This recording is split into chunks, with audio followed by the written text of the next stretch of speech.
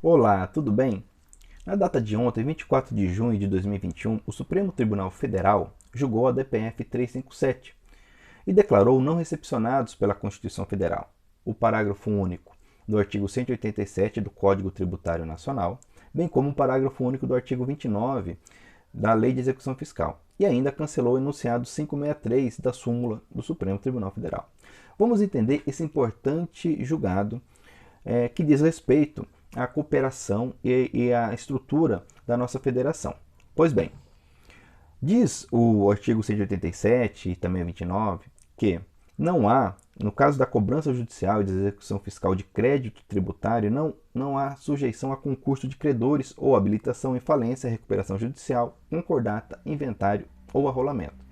Trazendo o parágrafo único, tanto do 187 como do 29, a seguinte determinação: que o concurso de preferência somente se verifica entre pessoas jurídicas de direito público na seguinte ordem: União, Estados, Distrito Federal e Territórios, conjuntamente pro rata, municípios, conjuntamente pro rata. O parágrafo único do 29 acrescenta as autarquias. Pois bem, o entendimento é de que esses textos não são compatíveis com a vedação que está no artigo 19 do inciso 3 da Constituição Federal, que diz que é vedado à União, aos Estados, ao Distrito Federal e aos municípios criar distinção entre brasileiros ou preferência entre eles. Pois bem, a ministra Carmen Lúcia, relatora da DPF, então explica que historicamente o nosso federalismo ele é considerado centrífugo. Por quê? Porque nós tínhamos um Estado unitário no Império e com a proclamação da República, então nós tivemos a criação dos Estados. Diferente, por exemplo, se pegarmos como parâmetro os Estados Unidos, que sabemos que a nossa Constituição, a primeira Constituição republicana, foi inspirada na americana, lá nós tínhamos estados autônomos, independentes, que decidiram se unir, criando então os Estados Unidos, a federação.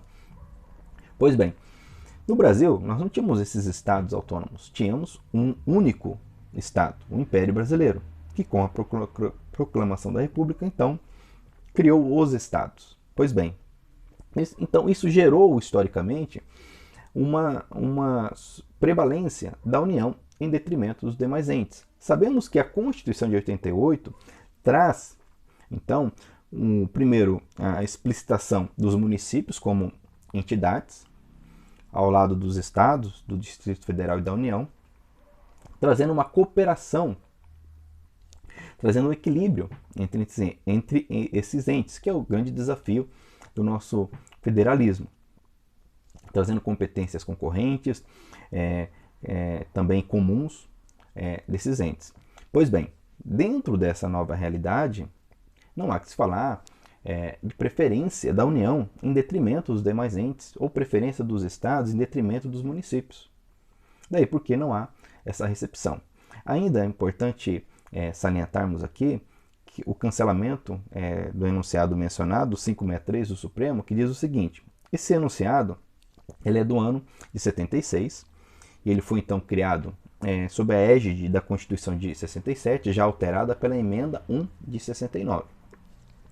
Que diz o seguinte: o concurso de preferência, que se refere ao parágrafo único do 187 do Código Tributário Nacional, é compatível com o artigo 9º, inciso 1 da Constituição Federal, fazendo referência àquela Constituição, que tinha, esse artigo 9º, inciso 1, tinha uma redação muito semelhante com a do atual 19, inciso 3.